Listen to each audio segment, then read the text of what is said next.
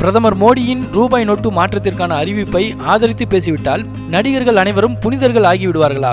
தாங்கள் வாங்கும் சம்பளம் இவ்வளவு என திரையுலக நடிகர்கள் இதுவரையில் சொல்லியிருப்பார்களா?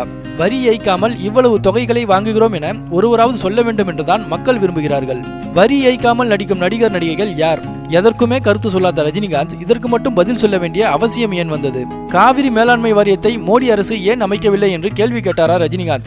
காவிரியால் கர்நாடக தமிழர்கள் பாதிக்கப்பட்டார்களே, அதை பற்றி ஒரு வார்த்தையாவது பேசினாரா?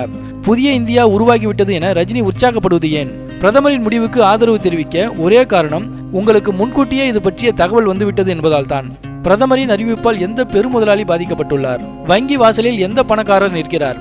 இடைத்தரகர்கள் மூலம் பணக்காரர்களின் தேவை நிறைவேறிவிடும். ரூபாய் தாள்களை ஒழித்துவிட்டால் லஞ்சம் ஒழிந்து விடுமா? சீப்பை மறைத்து வைத்தால் திருமணம் நின்றுவிடும் என்ற கதையாகத்தான் இருக்கிறது அரசின் அறிவிப்பு. அதற்கு பதிலாக 500, 1000 ரூபாய் நோட்டுகளை புதிய தாள்களாக அறிவிக்க வேண்டியதுதானே.